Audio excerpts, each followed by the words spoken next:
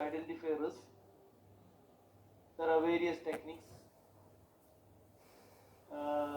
They don't lend itself to quantitative techniques, interviews, questionnaires, brainstorming, benchmarking, and even you can engage consultants to identify the risk. Second step is to assess the risk. Risk can be quantified as a product of the severity of consequences and likelihood of its occurrence. Likelihood is the probability.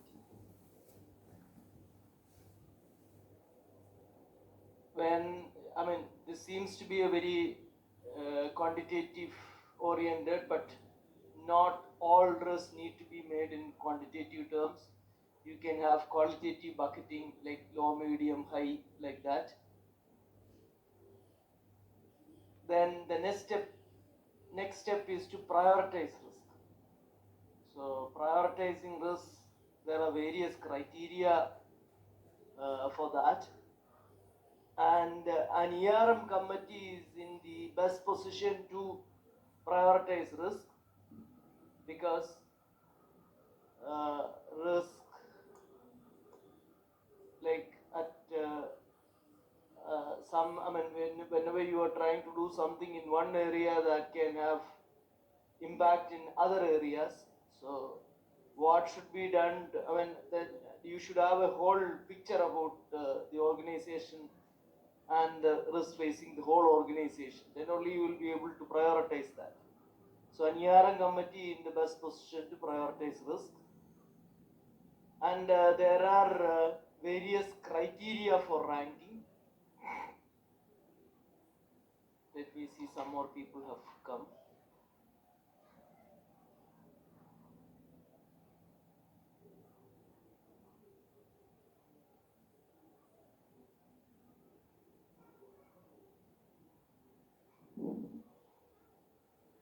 There are various criteria for ranking. I haven't told you about that actually.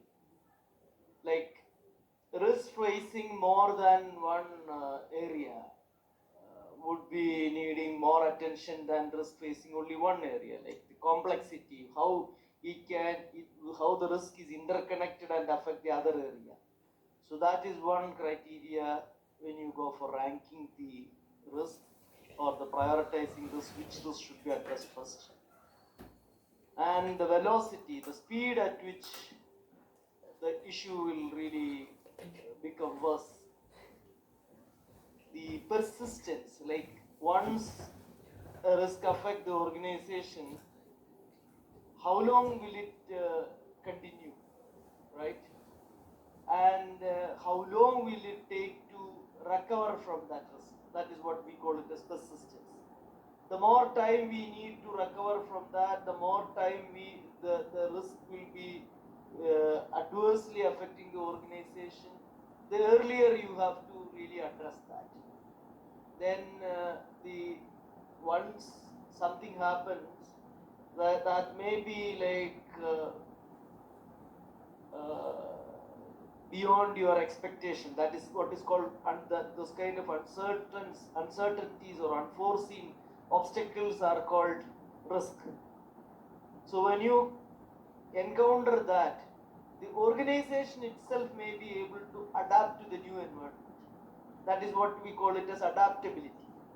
If there is a good amount of adaptability, then probably like you can wait for to see whether it would subside on its own.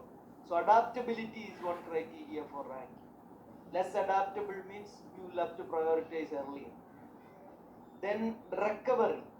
Here when we say recovery, it is like in the persistence also I was talking to you about the time to recover. Here it is not time to recover, the capacity to recover. Whether the organization has got a capacity to recover. If the organization has got capacity to recover, then fine, you can wait. That may have some less urgency for that. So there are various criteria for ranking. So you should know that. Then you should really see the risk involved is beyond the risk appetite of the organization, then that should be given higher priority. What is risk appetite?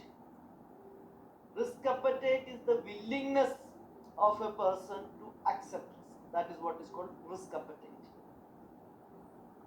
There are see, I have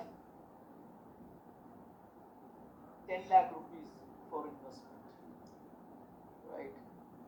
And I have various needs.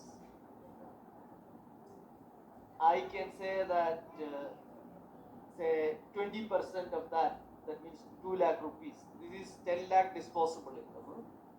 2 lakh rupees I can invest in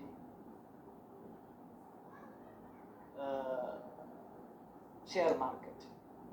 That's my risk capacity, because I have various other competing needs. I am keeping money for some purpose. I have to really see my financial needs and how much money I am willing to, or not willing actually, like how much money I can deposit in some short-term investments, like that. Because the other money I need it for my purpose. So my risk capacity is 2 lakh rupees.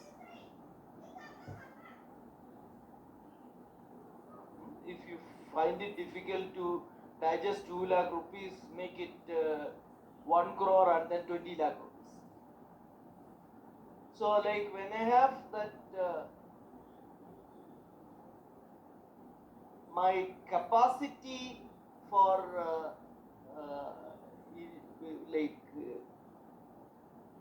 investing in share market is my risk capacity, that is 2 lakh rupees. 20% of my disposable income, right? I can put it there. I mean, that's a very fairly objective measure. You need not really know my financial background and my financial need to say that 20% is something very reasonable for a person to put it in share market. So that is the risk capacity.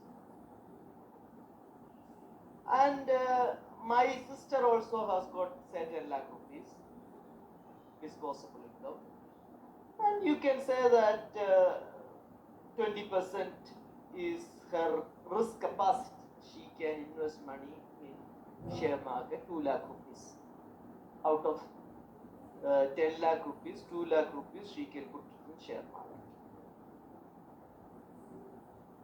But she is say some 15 years older than me, and she is, whenever there is an investment, she only thinks of some positive return from it, right? Bank deposits, all that. Very rarely some loss can happen there, right?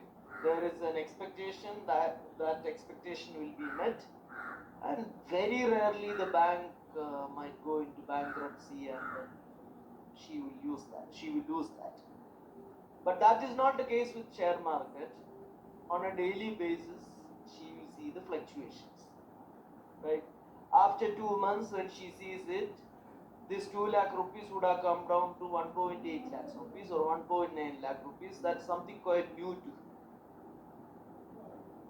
So she gets panicky. Actually speaking, she is 15 years elder to me. Her risk capacity, I just said it actually 2 lakh rupees. She can absorb more losses because her financial needs are much less, much limited than mine. But then I know that okay, 1.9 lakhs rupees I have, in 3 months time I lost 0.1, but then I will recover that. So that is my willingness to accept that risk. That is my mental attitude towards that risk. Whereas she gets panicky and she cannot absorb even that much loss. So risk appetite is the willingness of a person to absorb risk, right? How much risk they can accept, how much loss they can accept. But then some people would say, okay, they will put this 2 lakh rupees, or they might even go for, okay, I have good risk appetite, Even a person having 10 lakh rupees, he has got so much needs, and he will put the whole 10 lakh rupees in stock market, means he is actually placing his risk appetite above his, he is not assessing his risk capacity even. A rational person would rarely place his risk appetite above his risk capacity. So risk capacity should be much above, that monetary level should be much above the risk appetite, right? Or risk appetite should be much less than the risk capacity in monetary terms, because then only it is rational, right? Otherwise it is suicidal. You should really know that.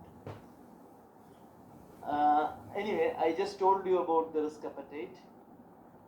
You should really see the events exceeding, or the risk exceeding risk appetite getting higher priority, right? We are talking about the step 3, prioritizing risk. Then the risk affecting the entire organization,